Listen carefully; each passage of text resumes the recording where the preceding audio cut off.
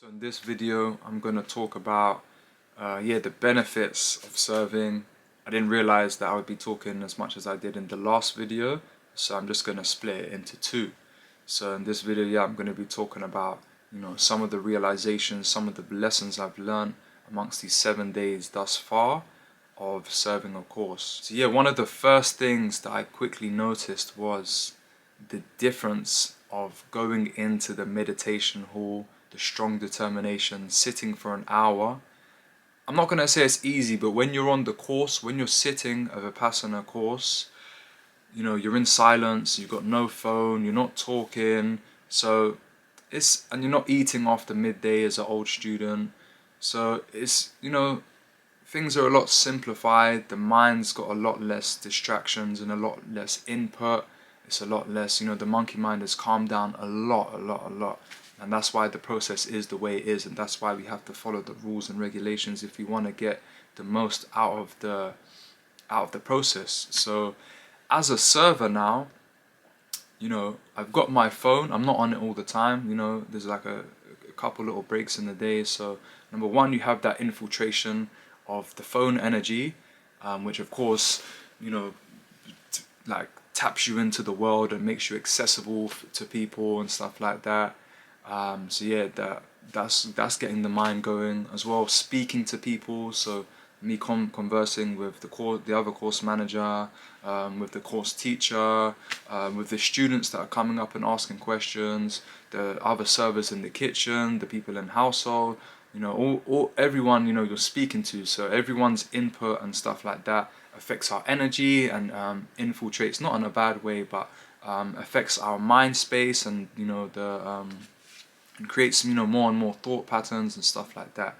So these two factors, as well as also eating in the evening. So as a server, we get to eat at 5 o'clock, which initially when I was on the course, I said, there's no way I'm gonna eat. If I'm serving, there's no way I'm gonna eat at 5 o'clock, because to go back in the hall at 6 o'clock and meditate after eating, that's pretty difficult. But I've been eating at 5 o'clock and I've been going back in the hall. So these three things really affect the meditation. So like I said, it's easy when you're on the course to go in there and meditate and be still and just be with yourself, because you literally have no other input. So now all these things are happening. Going in the hall to sit for an hour after you've been conversing with people, after you've been eating, there's food being digested in the stomach. It's difficult, but guess what? This is the practice for real life. Because outside, you're going to have all these things. You're going to be eating a lot. You're going to be talking to people. You're going to be on your phone. And, usually that's why, me personally, I can only meditate in the morning outside. And I don't even, if I'm living somewhere with someone, I don't even like to, make eye contact or speak with anyone. I like to just meditate first thing as soon as I get up. So there's no infiltrations of the mind and I can just go straight in. And of course, no eating. I just wake up and meditate straight away. That's the easiest thing to do. But on the flip side, in the evening, I can't sit. Why? Because all this stuff is going in my mind and I can't sit there and concentrate.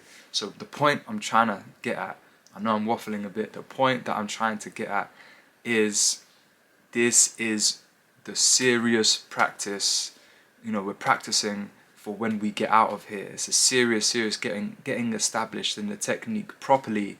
So if you can sit for an hour after eating, speaking, then when you go out there, of course you're going to be able, because you've broken down that mental barrier, and you've seen. And of course Vipassana, it's not about feeling all the sensations and the wonderful flow of energy. Nah, it's about observing your reality as it is. And in the evening, yes, my meditations are not as quote unquote good as in terms of the feeling the subtleness of the vibration, but I've learned with the practice of equanimity, the knowledge, the wisdom of being equanimous, that okay, this is my reality, I accept my reality for what it is.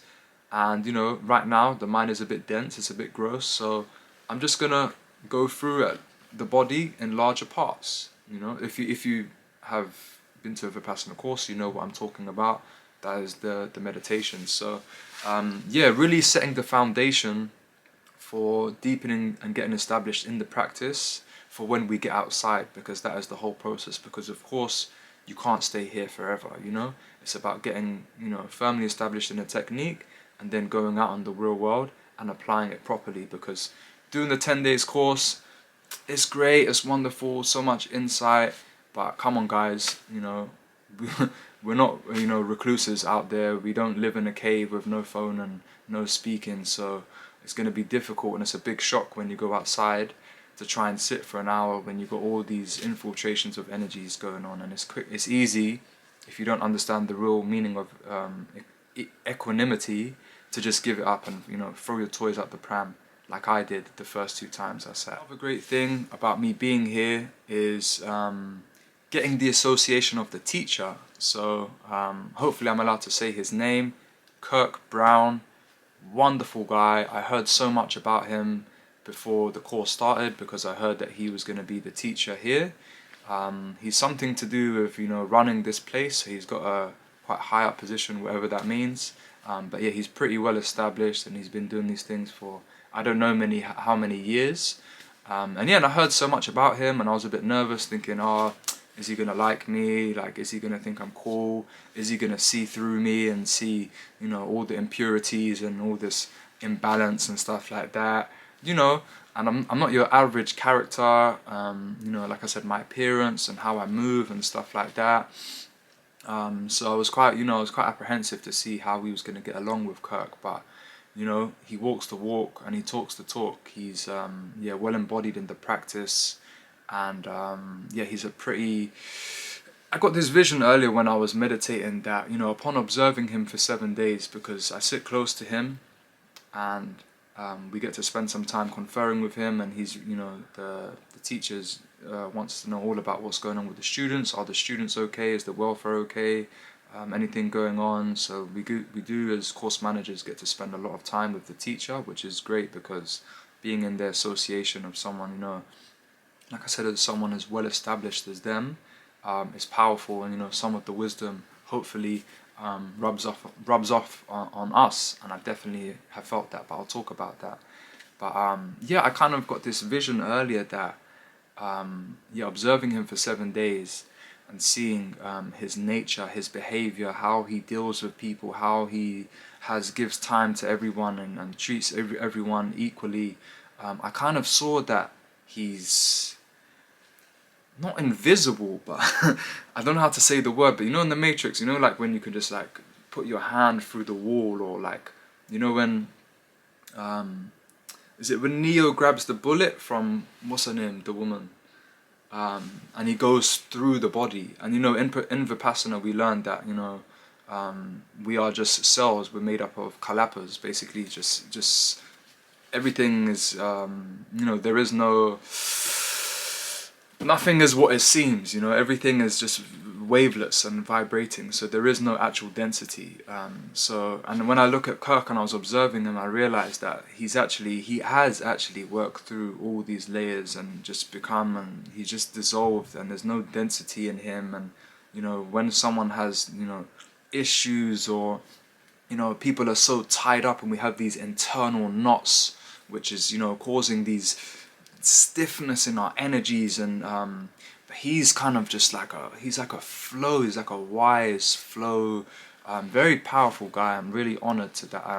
I had, you know, it was divine arrangement for sure that I was able to be in the association of such a wise man. And like I said, a lot of his wisdom for sure is rubbing off on me, because during the week now, there's been a few people, mainly one guy, you know, he's probably going to watch this, so I'm not going to name his name, but he knows who he is, and he's a really cool guy, a really lovely guy. But it was through him that I got to learn so much about the practice, because this one guy kept saying that he wanted to leave and he was having problems, and you know, we shouldn't really be talking to students too much, but I see that he needed help. And I have talked to a few students, because I know what it's like to be on the other end, where it's a difficult process. Coming to Vipassana can be very difficult for people who have got, you know, family outside and not used to being, you know, alone with their thoughts and stuff like that. And it's, you know, it can be quite harsh. So I've really been there as an emotional support for people. I feel that I have been as an emotional support for people. Yeah, this one guy was like, oh, he's gonna leave and he doesn't get this and he doesn't get that, and all this wisdom was coming through me. Like every time he would say these things to me, I would just give like a really good, like I didn't even have to think about it. It was like, yeah, the wisdom was just coming through me about the right things to say, and I was really, for the first time, I think the last 4 days, I've been really understanding. Well, I feel like I'm understanding, the whole purpose of this teaching about remaining equanimous and craving and aversion and all these different things that we're learning about in the discourse, that I was kind of understanding at an intellectual level. But they say that I learned this with the Hare Krishnas, when you go out preaching, that the one way to learn is through teaching. So through teaching, that's how we learn.